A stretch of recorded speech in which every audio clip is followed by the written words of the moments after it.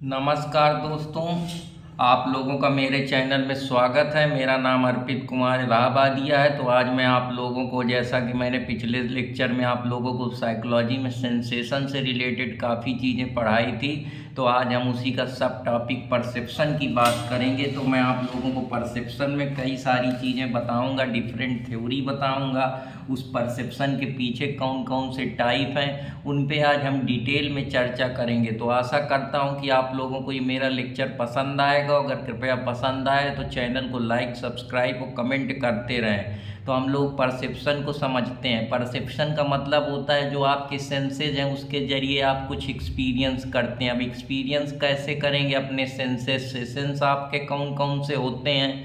Senses आपके, जैसे कि आप आँख के जरिए देखते हैं, सोचते हैं, साइट करते हैं, साउंड करते हैं, स्मेल करते हैं, टेस्ट करते हैं। तो ये सब सेंसेज हैं जो अवेयर हैं आपके स्टिमुलाई, जो आपका ट्रिगर पॉइंट है उसकी वजह से आप इन्वायरमेंट से अवेयर हैं। अपने प्रीवियस नॉलेज के जरिए जो आपके माइंड पे सेंसेशन बन रहा है या आप उस चीज़ पे एक्सपीरियंस कर पा रहे हैं, किसी ऑब्जेक्ट को देख के अवेयर हो रहे हैं। जैसे मैं यहाँ पे देख पा रहा हूँ कि ये बोर्ड है, ये पंखा है, ये कूलर है, तो मेरे दिमाग में सेंसेशन बन रहा है। मेरे दिमाग उन सेंसों के जरिए जो मेरा कॉग्निटिव बिहेवियर है या जो मेरी ब्रेन की एनाटॉमी है उन चीज़ों को इंटरप्रेट कर रही है, एक्सपीरियंस कर रही है, सिग्नल दे रही है।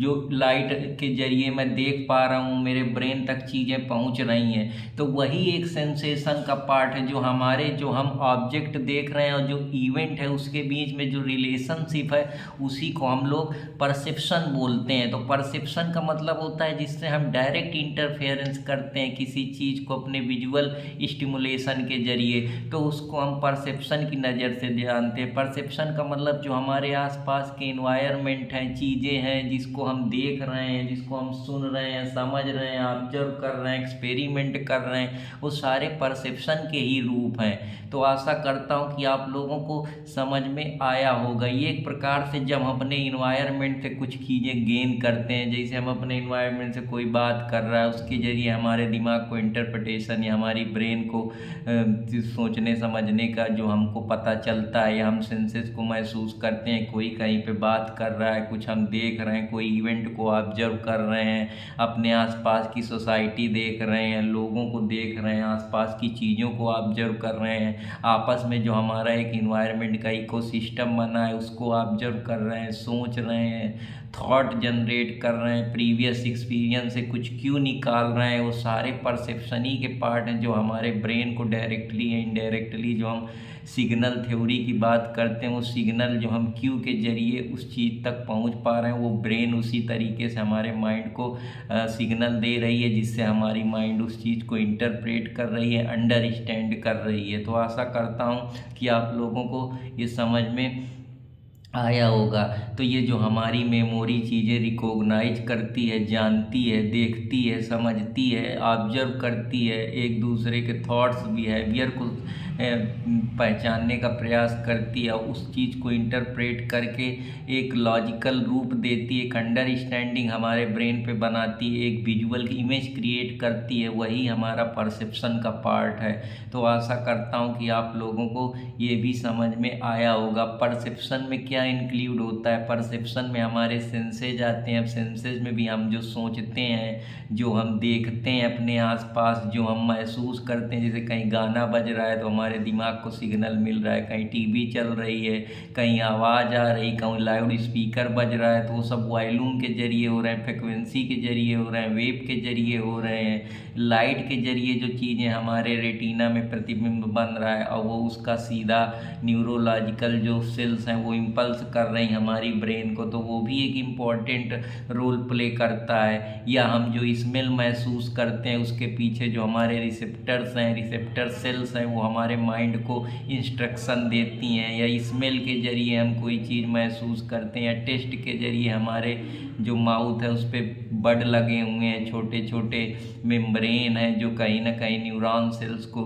सिग्नल देती हैं, जिससे हमको एक गस्टेटरी या हम कह सकते हैं स्वाद का अनुभव होता है। तो ये सारी चीज़ें परसेप्शन के अंदर ही आती हैं। अब परसेप्शन के टाइप मैं आपको बता ही चुका हूँ कि जो हम देखते हैं, देखने के जरिए जो हम चीज़ें आसपास देख रहे हैं, जैसे ये लोग हैं, ये घर है, ये कपड़ा है, ये दीवार है, ये हम हैं, ये हमारी ऑफिस है, तो ये सब क्या है, विजुअली जिस चीज़ को इंटरप्रेट कर रहे हैं, हमारे माइंड को विजुअली सिग्नल मिल रहे हैं, जो हम लाइट के जरिए जो हम चीज़ का प्रतिबिंब बना रहे हैं अपने रेटिना में, वो इनडायरेक्टली सीधे जाके हमारे ब्रेन तक सिग्नल पहुंचा रहा है। तो ये सारी चीज़ें हैं जो विजुअल के जरिए परसेप्शन हमको मिल रहा है, या टच करके जो हम महसूस कर रहे हैं, उसमें प्रेशर महसूस कर रहे हैं, उसमें वार्म महसूस कर पा रहे हैं, उसमें कोल्ड महसूस कर रहे हैं, वो सारे परसेप्शन के ही पार्ट हैं। साउंड के जरिए कम साउंड, ज़्यादा साउंड, वॉल्यूम, फ्रिक्वेंसी, ये सारी चीज़ें साउंड के जरिए जो आ रही हैं, ये भी परसेप्शन का ही पार्ट है। स्मेल के जरिए कि खाना बहुत अच्छा है, बहुत बढ़िया महक रहा है, ये सब हमारे माइंड को जो डायरेक्टली सिग्नल मिल रहे हैं स्मेल के जरिए, ये सब पार्ट परसेप्शन के ही हैं। टेस्ट के जरिए जो हमारी जीभ को स्वाद मिलती है, उसमें टेस्ट बड्स लगे होते हैं, जो एक प्रकार के सेल्स होते हैं, जो हमारे माइंड को सीधा न्यूरॉन जो सेल्स होती हैं, न्यूरॉन्स सेल्स, उनके जरिए हमारे माइंड को, हमारी ब्रेन तक ये बात पहुंचती है कि हमारा जो हम किस तरीके का स्वाद ले रहे हैं, खाना कैसा है, मीठा है, ये खट्टा है, या सॉल्टी है, या स्पाइसी है। तो ये सारी चीज़ें हैं पर्सनल परसेप्शन में, जो हम अपने पर्सनल माइंड से, अपने प्रीवियस नॉलेज से, अपने प्रीवियस एक्सपीरियंस से, कोई इवेंट से, कोई क्यू के जरिए जब हम कुछ आइडेंटिफाई करते हैं, जैसे हम लोग मान लीजिए कि ये बोर्ड देखा तो हमको तुरंत बोर्ड के बारे में हमारे दिमाग में तुरंत सिग्नल आया कि ये बोर्ड कैसा है, इस बोर्ड में क्या होता है, इसका काम क्या है, क्योंकि हम अपने आसपास से परसीव करते हैं, देखते हैं। तो जो पर्सनल चीज़ें हैं, पर्सनल परसेप्शन है हमारा कि हम कैसे बोलते हैं, कैसे खाते हैं, कैसी हमारी पर्सनालिटी है, कैसे हम दूसरों से बिहेव करते हैं, कितने हम इमोशनल हैं, किस प्रकार की हमारी लर्निंग एक्सपीरियंस है, हम किस तरीके से लोगों को ट्रीट करते हैं। तो ये जो हम सोशल क्यों बनाते हैं लोगों के बीच में, रिलेशनशिप, पीपल और रिलेशनशिप बनती है लोगों की समाज के साथ, उनके साथ कैसे रहना है, कैसे बोलना है, कैसे उनकी वो किस तरीके से हमको परसीव करते हैं, हम उनको किस तरीके से देखते हैं। तो ये एक प्रकार से पर्सनल परसेप्शन का एग्जाम्पल है। फिर कितने कौन से लोग अच्छे हैं, वो हम एक अपने दिमाग में इमेज बना लिए, एक मेमोरी क्रिएट कर लिए हैं परसेप्शनल परसेप्शन के अंदर, जिसको हम पर्सनालिटी कैसी है, गुड है या बैड है, या उसमें वैल्यू कैसी हैं, पॉजिटिव वैल्यू हैं या यूनिवर्सल वैल्यू हैं, या चार्मिस्टिक वैल्यू हैं, या इकोनॉमिक वैल्यू हैं, या पर्सनल वैल्यू हैं, या इंडिविजुअल वैल्यू हैं, या फिलोसफिकल वैल्यू हैं, किस प्रकार की वैल्यू हैं। तो ये सारी चीज़ें भी एक इम्पॉर्टेंट रोल प्ले करता है। फिर हम सोशल परसेप्शन में जब अपने सोसाइटी में अपने कुछ परसीव करते हैं, कुछ देखते हैं कि कुछ सोसाइटी में सेम चीज़ों की मान्यता है, कुछ जो हैं वो स्टेरियोटाइप की सोच के हैं, कुछ जनरल व्यू रखते हैं किसी पर्टिकुलर चीज़ पे। अब जैसे मैं इसमें बताऊं तो पहले जो हमारी सोसाइटी थी वो चीज़ों पे जनरल व्यू ऑब्जर्व करती थी। आजकल लोग बहुत सारे जो है वो स्टीरियोटाइप के हैं, उन चीज़ों को नहीं मानते, उनका मत दूसरा है, उनके सोचने का नज़रिया दूसरा है। अभी जैसे एडल्टरी को है सुप्रीम कोर्ट ने अनकॉन्स्टिट्यूशनल घोषित कर दिया, डिक्रिमिनलाइज कर दिया। तो ये समय के हिसाब से, चीज़ों के हिसाब से जो जनरल चीज़ें थे उसको एक तरीके से स्पेसिफिक उस पर रख दिया गया, या सरकमस्टेंसेस चेंज हुए, नॉर्म कस्टम चेंज हुए। तो ये सब चीज़ें हैं, तो उसके ज़रिए हम अपना एक सिलेक्शन बनाते हैं, एक थॉट्स बनाते हैं। कल तक जो महिलाएं थी उनको इतना एम्पावरमेंट नहीं था, लेकिन आजकल ग्लोबलाइजेशन, लिबरलाइजेशन की वजह से जल तक जो सोसाइटी एक जनरल व्यू देखा जाता था, आज हम लिबरलाइज, प्रोटाइज, ग्लोबलाइजेशन में जी रहे हैं, एलपीजी की पॉलिसी में जी रहे हैं, हम डिजिटल इकोनॉमी की बात करते हैं। आज से पहले कॉन्सेप्ट तो नहीं था, वेलफेयर स्टेट की बात करते हैं। पहले जो हमारी सोवरेनिटी थी वो राजाओं के पास थी, लेकिन आजकल तो हमारी डेमोक्रेसी, हमारा स्टेट सुप्रीम, हमारे पीपल की सोवरेनिटी है। तो ये चीज़ें क्या हैं, धीरे धीरे चेंज हो रही हैं, बदल रही हैं। उसमें सिलेक्टिव परसेप्शन हम अपना बना पा रहे हैं। हम इन चीज़ों को मानेंगे, इन चीज़ों को नहीं मानेंगे। जो मान्यताएं थी कल तक कि ये चीज़ें मानना है, ट्रेडिशनल चीज़ें थी कि हमको अपने देश का ही कल्चर मानना है, लेकिन अब तो जो कल्चर है वो मिक्स्ड हो गया है, हाइब्रिड हो गया है। क्योंकि जो दूसरे देशों के कल्चर हैं उनके भी हम बहुत सारी चीज़ें, उनके यूजेज प्रैक्टिस को यूज करते हैं, उनके कपड़े, उनकी कुजाइन, उनके टेस्ट प्रेफरेंस। तो ये सब चीज़ें क्या है, हमारा एक परसेप्शन ही तो है कि हम कुछ चीज़ों को ज़्यादा महत्व देते हैं, कुछ चीज़ों को इग्नोर कर देते हैं। जैसे आजकल के बच्चे हैं वो खेल कूद में ज़्यादा ध्यान दे रहे हैं। पहले के बच्चे थे जो पढ़ाई पे ध्यान देते थे तो वो दूसरे चीज़ों को इग्नोर कर देते हैं। वो पढ़ाई करते हैं तो खेल नहीं कर पाते, खेल करते हैं तो पढ़ाई नहीं करते हैं।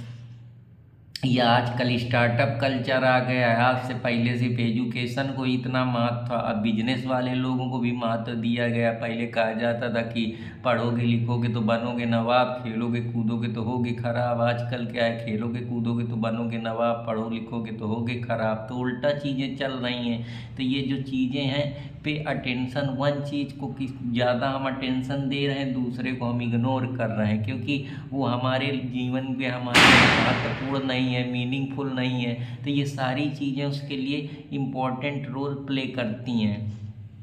अब परसेप्शन कैसे वर्क करता है? परसेप्शन का मतलब होता है अवेयरनेस, जो हम अपने एनवायरनमेंट से, अपने जो हमारा कॉग्निटिव फैकल्टी है, माइंड है, उसके ज़रिए जो हम चीज़ें समझते हैं, जो हम एक दूसरे से कम्युनिकेट करते हैं, उससे हम कुछ एक्सपीरियंस गेदर करते हैं, कुछ परसीव करते हैं, कोई इमेज बनाते हैं, उस बिहेवियर थिंकिंग से कुछ सीखते हैं, कुछ लर्न करते हैं। ग्रुप के ज़रिए हम आपस में बातचीत करते हैं, इंडिविजुअल से कुछ पर्सनालिटी ट्रेड्स, कुछ उसके रूट्स, कुछ अच्छी लर्निंग, कुछ वैल्यू एक्वायर करते हैं और उनको अपने जीवन में उतारते हैं। जो हम एक तरीके से हम परसीव करते हैं, उनको समझने का प्रयास करते हैं, एक हम प्रॉपर मेमोरी बनाते हैं, एक प्रॉपर ऑब्जर्वेशन करते हैं, उसके प्रीवियस जो एक्सपीरियंस होते हैं उसके ज़रिए हम कुछ नया इंटरप्रेट करने का प्रयास करते हैं, जो हमारे माइंड को सिग्नल देता है कि हमको ये एक्शन लेना है। वो सारी चीज़ें, तो इस प्रकार से परसेप्शन वर्क करता है।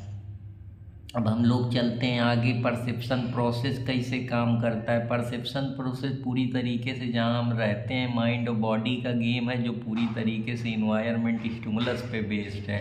स्टिमुलस एक प्रकार का ट्रिगर पॉइंट है इन्वायरमेंट का, जहाँ हम किसी चीज़ को, हम संसार से अट्रैक्ट हैं, संसार के साथ अटेंशन है, हम जो भी हमारे आसपास हो रहा है उसको हम ऑब्जर्व कर रहे हैं, सेंसेशन के जरिए, परसेप्शन के जरिए एक इमेज बना रहे हैं, उसको इंटरप्रेट कर रहे हैं। अपने सराउंडिंग के आसपास जो भी चीज़ें हैं पोटेंशियली परसीव करने के लिए हम उनको देखते हैं, उनको ऑब्जर्व करते हैं, उससे सीखते हैं, जो हमारे बॉडी और माइंड को डायरेक्टली इनडायरेक्टली सिग्नल देता है कोई एक्ट करने के लिए, उसी को हम परसेप्शनल प्रोसेस बोलते हैं। अब हम लोग चलते हैं, जो कहीं ना कहीं इमेज बनाता है हमारे रेटिना पे। ये रेटिना पे हमारे इस वक्त इमेज कैसे बनती है, तो इसमें एक लाइट होती है जो हमारे रेटिना के अंदर जाती है कार्निया में। वहाँ पे एक पुपिल होता है जहाँ एक लेंस होता है। वो लेंस क्या करता है, एक फोकस लाइट का बनाता है, जिससे वजह से हम एक इमेज बना पाते हैं जो हमारे रेटिना में फॉर्म होती है। इरिस क्या करता है, वो साइज होता है कि कितनी लाइट कहाँ जानी है, कितना जगह है, उस आधार पे फिर जब वो कॉर्निया पे और लेंस मिल के वहाँ पे क्या करते हैं, एक इमेज क्रिएट कर देते हैं, इन्वर्टेड इमेज, जो कि रेटिना में बनती है, जहाँ से हमको प्रतिबिंब दिखता है। वो प्रतिबिंब के सिग्नल न्यूरोलॉजिकल सेल्स हमारे ब्रेन को सिग्नल देते हैं, जिससे हमारी जो ब्रेन की एनाटॉमी है वो हमारे कॉग्निटिव जो हमारे सेल हैं वो काम करना शुरू कर देते हैं, और जिससे हमको पता लगता है हम कि क्या कर रहे हैं, क्या इंटरप्रेट कर रहे हैं, तो हम किस प्रकार से सोचते हैं, उसके लिए हमको सिग्नल मिलने लगता है और वैसे ही हम एक्ट करने लगते हैं। तो ये एक ट्रांसफार्मिंग इलेक्ट्रिकल सिग्नल प्रोसेस होता है, जिसको हम सिग्नल के जरिए हम इमेज को बनाते हैं, उसको इंटरप्रेट करते हैं, उसको हम ट्रांसडक्शन बोलते हैं। ये क्या होता है, ये अलाउ करता है कि हम जो विजुअल चीज़ें हैं उसको ट्रांसमिट करते हैं और ब्रेन हमारा उसको उस प्रकार से देखता है और इंटरप्रेट करता है। तो ये भी एक चीज़ है जो मैं आपको बताना चाहता था। फिर हमारा न्यूरल प्रोसेस होता है, किस प्रकार का सिग्नल आपके बॉडी पे आ रहा है, कि जो ऑडिटरी है सुन के आ रहा है या देख के आ रहा है, तो ये न्यूरल प्रोसेसिंग एक प्रकार की प्रोसेसिंग होती है जहाँ पे आपके माइंड पे किस प्रकार से सिग्नल पहुँच रहा है। हाँ, सुनाई के जरिए पहुँच रहा है या विजुअल देख के पहुँच रहा है सिग्नल, किस तरीके से आपके जो माइंड है, जो आपकी ब्रेन है, वो उस चीज़ को इंटरप्रेट कर रही है। तो आशा करता हूँ कि आप लोगों को न्यूरल प्रोसेसिंग के बारे में भी समझ में आ रहा होगा। अब एक होता है रिकॉग्निशन, किसी को रिकॉग्नाइज करना, ब्रेन उस प्रकार कैसे उसको इंटरप्रेट करेगी, क्या सेंसिंग किस प्रकार से, व्हाट यू आर सेंसिंग, क्या सोच रहे हैं, उसके पीछे की एबिलिटी क्या है इंटरप्रेट करने की, उस ऑब्जेक्ट को क्या मीनिंग देना है, किस तरीके से कि ये क्या है समझना है पूरा उसके पीछे का, जो वो सारी चीज़ रिकॉग्निशन हमारी ब्रेन का काम है। फिर हम उसी हिसाब से एक्शन लेते हैं कि हम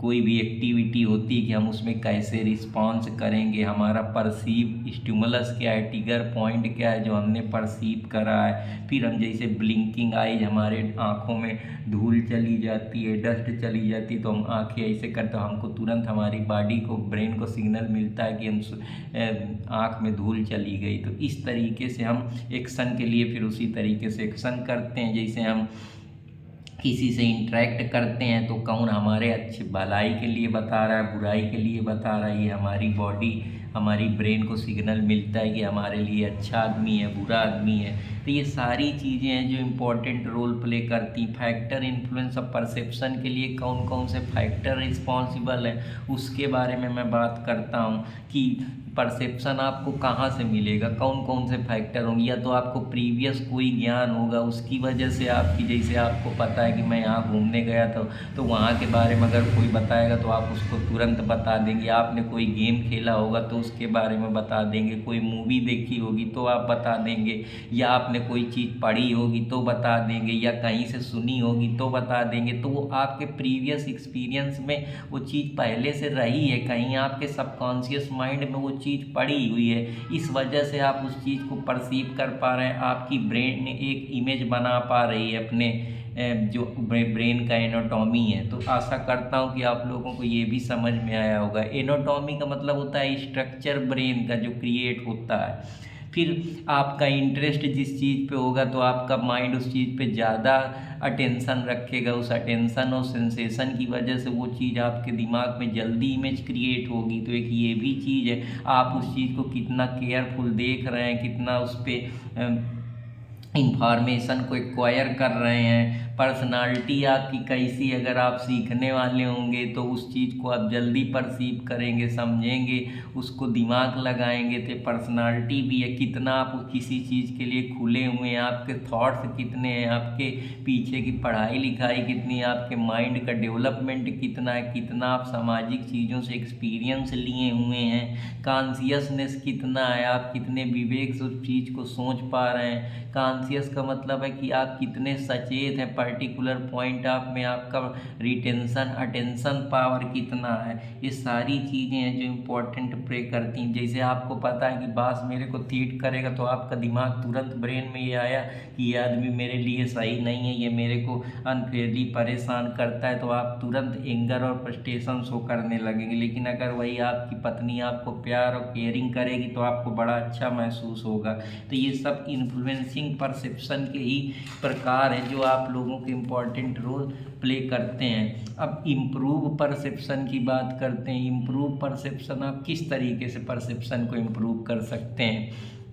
परसेप्शन को जो आप तभी इम्प्रूव कर पाएंगे जब आप उस पर पूरा अटेंशन देंगे, तो आपको वो चीज़ें जल्दी जल्दी समझ में आएंगी जो आपने आसपास के परिवेश से, समाज से, लोगों से सीखेंगे, देखेंगे, प्रियर एक्सपीरियंस होगा तो जल्दी समझ में आएंगे। सारे सेंसों को प्रॉपर तरीके से यूज करेंगे तो जल्दी समझ पाएंगे।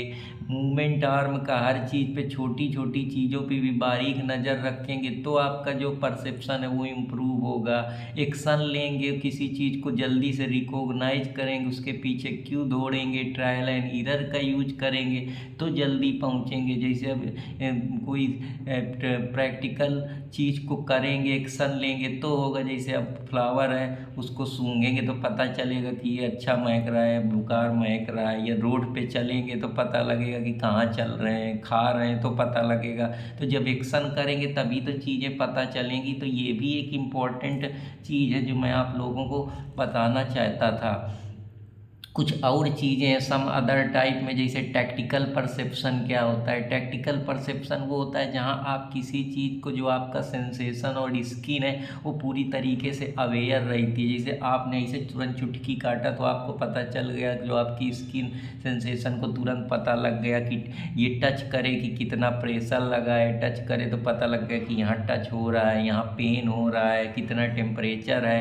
ये सारी चीज़ें आपके माइंड को पता लगती हैं, आपके ब्रेन को पता लगती हैं। इसी को हम टैक्टिकल परसेप्शन के नाम से जानते हैं। वेस्टिबुलर सेंस क्या होता है? वेस्टिबुलर सेंस का मतलब होता है जहां आप अपने मोशन, गति और एनर्जी को बराबर यूज करते हैं। जैसे आप पढ़ा रहे हैं तो आप तेज पढ़ा रहे हैं लेकिन उतनी एनर्जी भी लगा रहे हैं, तो वो जो बैलेंसिंग अप्रोच है या मूवमेंट का जो आदान प्रदान है, जैसे आप ऐसे चेहरा करें, आप ऐसे झटके हाथ उठाए, तो ये सब क्या है? वेस्टिबुलर सेंसेस के जरिए आपको पता चल रही हैं। तो ये सारी चीज़ें आप लोगों को बताना चाहता हूँ। लेकिन परसेप्शन कभी कभी नहीं समझ में आता, क्योंकि ऐसे कुछ हमारे ह्यूमन साइकोलॉजी में या हमारे पोटेंशियल पिटफॉल हो जाते हैं, या कुछ हमारे को डिसीज होता है, डिसऑर्डर हो जाते हैं, या हमारा जो न्यूरोलॉजिकल सेटअप है माइंड का वो प्रॉपर तरीके से विकसित नहीं हो पाता है, या समय के हिसाब से उसमें कोई दिक्कत आ जाती है, या हमारे शरीर में कुछ ऐसे प्रॉब्लम क्रिएट हो जाती है जिसकी वजह से हमारी सेंसेशन पावर, परसेप्शन पावर में कमी देखने को मिलती है। उसी का नाम है कि क्या विकार उत्पन्न हो गया, उसी को हम डिसऑर्डर बोलते हैं, जिसको हम उसके इम्पैक्ट परसेप्शन पे दिखते हैं, जिसका हम कह सकते हैं कि एक जैसे स्पैटियल निगलेक्ट सिंड्रोम होता है। इसमें ये होता है कि जो आप अटेंड करना चाहते हैं स्टिमुलाई, उसमें वन साइड ऑफ बॉडी को आप अटेंड कर सकते हैं, पूरा आपको नहीं पता चलता है कि इसके पीछे का पूरी कहानी क्या है। Without attending the stimuli on one side of body, कि आपको यही नहीं पता चल रहा कि जो आप दोनों तरफ की बॉडी उसके बारे में स्टिमुलस या ट्रिगर पॉइंट बना पाएँ, वो एक चीज़ होती है। एक होती है प्रस्पोगोनोसिया, प्रोस्पैग्नोसिया। प्रेस्पोग्नोसिया में क्या होता है? फेस ब्लाइंडनेस होता है। आप जैसे अपने आसपास देखते हैं बहुत आदमी पास आ जाता है तब भी नहीं पहचान पाता कि ये कौन आदमी है। तो ये एक प्रकार का डिसऑर्डर होता है जहां आप किसी के चेहरे को नहीं पहचान पाते हैं। आपके जो ब्रेन है वो इतना इंटरप्रिटेशन नहीं कर पाती, या वो एक इमेज नहीं बना पाती अपने माइंड में जिसकी वजह से वो समझ पाए कि आप कौन आदमी है। तो इसको प्रेस्पोगोनेसिया बोलते हैं। फिर एक एफांटेसिया होता है। एफेंथेसिया का मतलब होता है जहां आप किसी चीज़ को विजुलाइज नहीं कर पाते, अपने माइंड में एक इमेज नहीं बना पाते, देख नहीं पाते, थिंकिंग नहीं कर पाते, वो इमेज नहीं क्रिएट कर पाते, जो आप सोच रहे हैं उसको माइंड में नहीं उतार पाते हैं। तो इसकी वजह से प्रॉब्लम क्रिएट होती है, तो इसको एफेंटोसिया बोलते हैं। फिर एक सिंजोफर्नेसिया होता है। सिंजोफर्निया में क्या होता है? ये एक मेंटल हेल्थ कंडीशन होती है। इसमें क्या होता है? आपकी जो परसेप्शन है रियलिटी से वो एबनॉर्मल हो जाती है। जैसी रियलिटी आप देख रहे हैं उससे ज़्यादा एबनॉर्मल तरीके से आप देखने लगते हैं। जितनी चीज़ें हैं नहीं, लेकिन उससे आप एक्स्ट्रा सेंसिटिव हो जाते हैं। अब जैसे कोई भी रियलिटी है कि यार ये पंखा है, ये कूलर है, ये बारिश होगी, या कोई भी रियलिटी है कि ये भगवान है, ये किताब है, ये सब चीज़ें रियलिटी है, साइंस में ये एक्सपेरिमेंट हुआ है, लेकिन आपको सब चीज़ें नहीं समझ में आएंगी। आप एबनॉर्मली बिहेव करने लगेंगे। नॉर्मल जो सर्कमस्टेंसेज होते हैं उसके बाहर जाके जब आप उन चीज़ों को, उन रियलिटी को ना माने, एक अपना अलग का एबनॉर्मल तरीका यूज करें, तो उसको हम सिंजोफर्निया के नाम से जानते हैं। तो आशा करता हूँ कि आप लोगों को ये भी समझ में आई होंगी।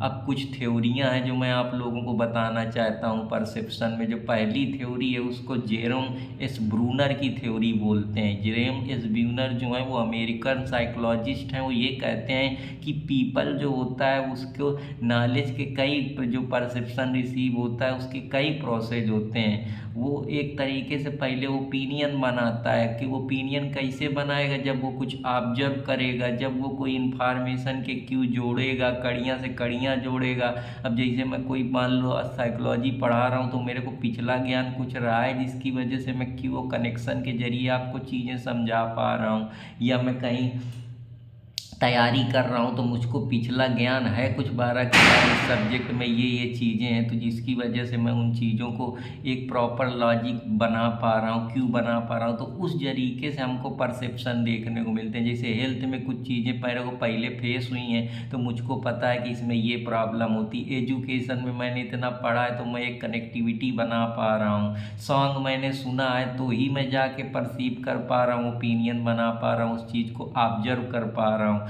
जैसे अल्बर्ट बंडूरा का व्यू है कि हम दूसरों के एक्सपीरियंस से, दूसरों की इमिटेशन से हम बहुत सारी चीज़ें सीखते हैं। फूड के जरिए मैंने जब पहली बार उसको खाया हो गया, जो चीज़ मैं अपने जीवन में कभी एक्सपीरियंस ही नहीं करा उस फूड के बारे में मैं क्या बता दूंगा। अब अमेरिका में कोई फूड मेरे को मिल जाएगा तो मेरे को थोड़े पता चलेगा ये कौन सा फूड है। तो ये सारी चीज़ें, स्पोर्ट अगर मैं मान लीजिए मुझको खेलने नहीं आता तो मैं बता ही नहीं पाऊँगा कि ये कौन खेल है। तो ये सारी चीज़ें हैं जो इम्पोर्टेंट रोल प्ले करती हैं। दूसरी जो थ्योरी है वो गिब्सन की थ्योरी है। गिब्सन की थ्योरी को हम बॉटम प्रोसेसिंग अप के नाम से जानते हैं। अब ये बॉटम अप प्रोसेसिंग थ्योरी क्या है, इस पे ज़रा मैं थोड़ा बात करता हूँ। तो ये एक अमेरिकन साइकोलॉजिस्ट हैं गिब्सन, जो कहते हैं कि जो हम एक्सप्लेन करते हैं वो विजुअल परसेप्शन के जरिए हम चीज़ों को एक्सप्लेन करते हैं, क्योंकि ये जितनी भी चीज़ें होती हैं ये हमको हमारे इन्वायरमेंट से भी एक परसेप्शन बनता है, जिसको वो सेंसरी स्टिमुलस बोलता है, जहाँ से हमारा जो सेंसेशन है वो ट्रिगर करता है, उस चीज़ को जानने का प्रयास करता है। जैसे हमारे आँखों के सिग्नल के जरिए चीज़ें हमारे ब्रेन तक पहुंचती हैं, जिसको हम एनालिसिस करते हैं बॉटम की तरह। वो बॉटम की तरह इस वजह से कहता है कि जैसे हमारे आँख से चीज़ गई, इमेज हमारे ब्रेन में बन गई। अभी वो बनी है, अभी वो पूरी तरीके से कंक्लूड नहीं हुई है, इसलिए वो बॉटम में है। जैसे हम उसको कंक्लूड कर देंगे कि हमने क्या देखा, हमने क्या ऑब्जर्व करा, हम पूरा उसका प्रॉपर एनालिसिस कर देंगे तो फिर वो बॉटम में नहीं रहेगी। तो बॉटम का मतलब है कि अभी चीज़ बीच में है, जो हम परसीव कर रहे हैं बस हम उसको बीच में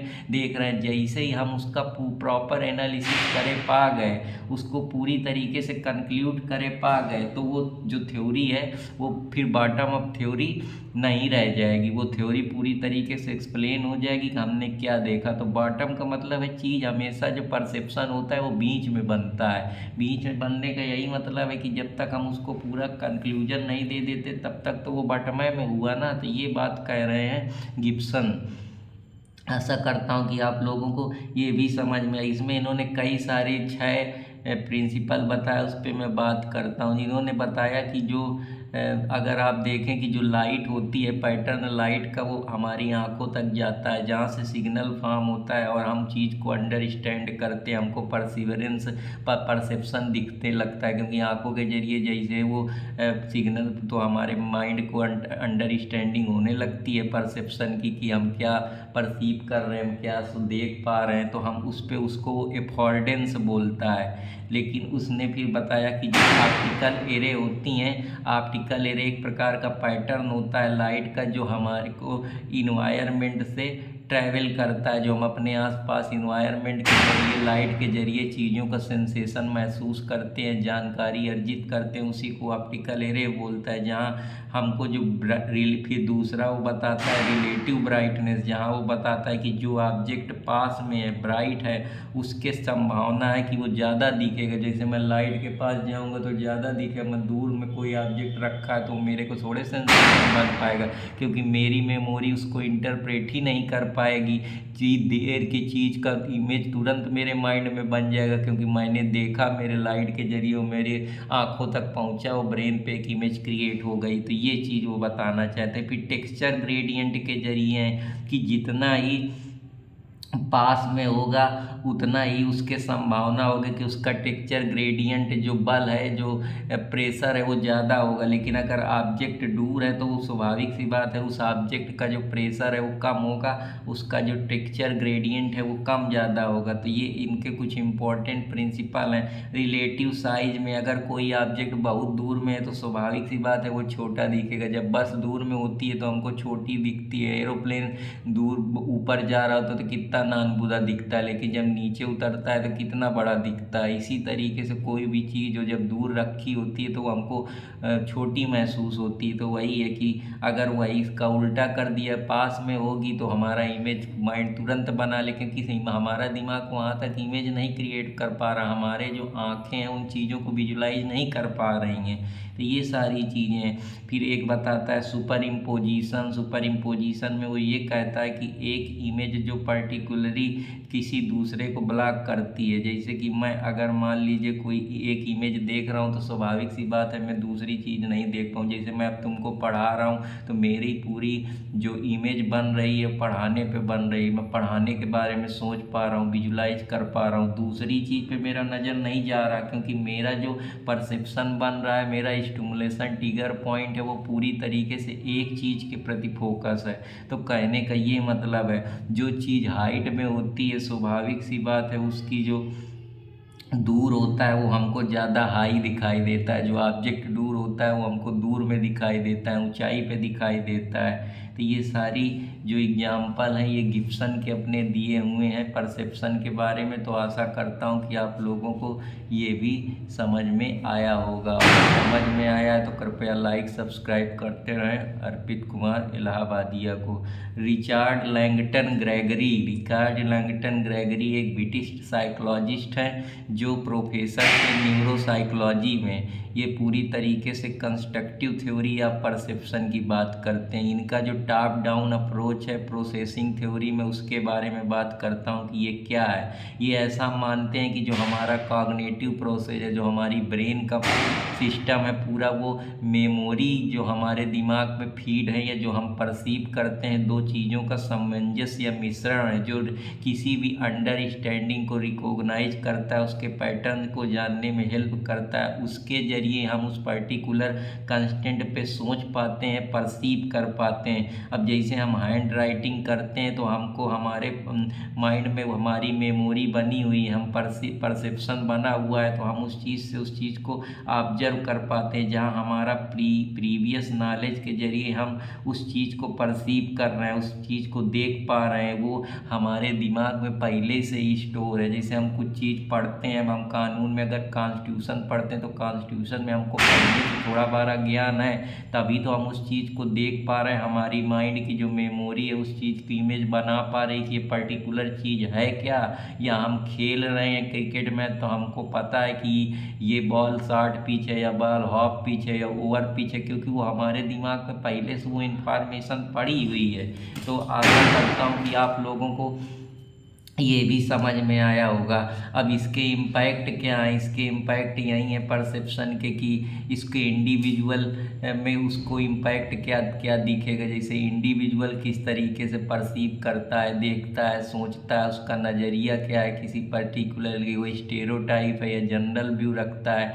इवेंट के बारे में इम्पैक्ट अगर आप देखें कि कोई पर्टिकुलर इवेंट से वो किस तरीके से परसीव करता है, क्या उस इवेंट को किस तरीके से लेता है, उसका प्रीवियस एक्सपीरियंस कितना इम्पोर्टेंट हो, अपने इन्वायरमेंट से किस प्रकार से जुड़ा हुआ है, सामाजिक इन्वायरमेंट हो, चाहे इकोनॉमिक इन्वायरमेंट हो, चाहे पर्सनल इन्वायरमेंट हो, चाहे फैमिली का इन्वायरमेंट हो, चाहे वैल्यू से रिलेटेड चीज़ें हो, चाहे कल्चर से, यूजेस से, कस्टम से, नर्म से क्या सीखता है, अपने आसपास क्या ऑब्जर्व करता है, एजुकेशन का इन्वायरमेंट कैसा है, पर्सनालिटी कैसे डेवलप होती, वैल्यू कितनी वहाँ दी जाती है, कैसे किसी का सम्मान करना है, रिस्पेक्ट करना है। ये सारे चीज़ वो जिस प्रकार से उसका परसेप्शन बना हुआ है, जिस वो इन्वायरमेंट में रह रहा है वहीं से ही सोचेगा। उसका मूड कैसा है, अच्छे तरीके से बिहेव करता है, बिहेवियरज भी इम्पोर्टेंट है, इमोशन उसके कैसे कंट्रोल कर पाता है या सोशल कल्चरल जो थ्योरी है वो कितना इम्पोर्टेंट रोल प्ले करती है। इमोशन, वो किस तरीके के उसके इमोशन हैं, इमोशन के पीछे उसकी पर्सनालिटी किस प्रकार की है, किस तरीके से वो इमोशन को देखता है, इमोशन कैसे आते हैं, ये सारा उसके परसेप्शन पे ही बेस्ड है, उसके सोचने के नज़रिए पे, उसके देखने के नज़रिए पे बेस्ड है। वो किस तरीके से, कहीं वो परसेप्शन के जरिए इस तरीके से डिप्रेशन को किस परसेप्शन से देख रहा है, एंजाइटी को किस नज़रिए से देखता है, मेंटल हेल्थ को पे उसके क्या विचार, किस तरीके से परसीव करता है, समझता है, देखता है। तो ये सारी चीज़ें हैं जो इम्पोर्टेंट रोल प्ले करती हैं। फिर फिगर ग्राउंड इफेक्ट एक होता है। फिगर ग्राउंड इफेक्ट का मतलब होता है जहाँ आप कोई चीज़ को उस होल चीज़ से अलग कर देते हैं। अब जैसे मैं इसमें अगर आप लोगों को बताऊं कि एक बैकग्राउंड होता है और एक डिफ्रेंशिएट करते हैं बैकग्राउंड और ऑब्जेक्ट में। अब जैसे मान लीजिए कि इसमें अगर मैं एक इमेज है, एक ओरिजिनल इमेज है और एक इमेज का प्रतिबिंब बन रहा है, तो जो बैकग्राउंड है वो इमेज है, लेकिन जो प्रतिबिंब बन रहा है ऑब्जेक्ट, उसकी वजह से जैसे शीशा है तो शीशा में एक तो हमारी खुद का बैकग्राउंड है कि हम दिख रहे हैं, और शीशा में जो इमेज बन रही है वो उसका क्या है, वो उसका ऑब्जेक्ट है। तो जहाँ विजुअल और मेंटल बोथ फोकस, हम एक तरफ हम देख भी पा रहे हैं, एक तरफ हम मेंटली एनालिसिस भी कर रहे हैं। तो ये जो डबल लर्निंग है या जिसको कोडिंग लर्निंग बोलते हैं वो इम्पोर्टेंट रोल प्ले करती है। जैसे कि अगर मैं इसमें देखूं कि वाइट जो हमारा कागज़ का पन्ना है वो एक बैकग्राउंड है। अब उसमें कुछ अगर काला या कोई राइटिंग लिखी है तो राइटिंग क्या है, उसके फिगर है, लेकिन जो वो पूरा बैकग्राउंड है जिस पे वो पूरी चीज़ सजाई है, जैसे बोर्ड है, मैं पढ़ा रहा हूँ तो बोर्ड में जो मैं लिख रहा हूँ वो क्या है, जो मैं लिख रहा हूँ वो फिगर है उसके, लेकिन ये जो पूरा बोर्ड है ये बैकग्राउंड है। जैसे मेरा फ़ोन है तो फ़ोन क्या है, फ़ोन बैकग्राउंड है। अब जो इसमें जो ये आ रहा है, बोल रहा हूँ, बता रहा हूँ, ये क्या है, ये ऑब्जेक्ट है। तो इस तरीके से आप समझ सकते हैं। अब इन सारी चीज़ों को दूर करने के लिए परसेप्शन में जो भी प्रॉब्लम, उसके लिए talk therapy, cognitive behavioural therapy important role play करती है कि माइंड का उसके बिहेवियर को चेक करो, उसके एनालिसिस करो।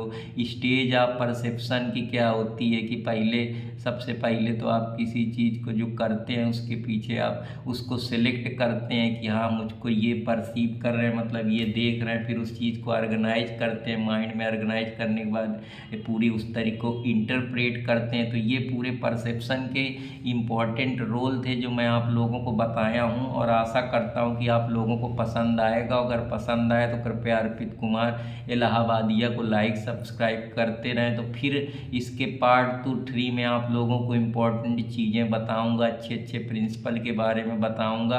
तब तक आप लोग मेरे साथ जुड़े रहें, लाइक सब्सक्राइब करते रहें, कमेंट करते रहें अर्पित कुमार इलाहाबादिया को। तो फिर मिलूंगा, तब तक के लिए धन्यवाद। जय हिंद, जय भारत दोस्तों।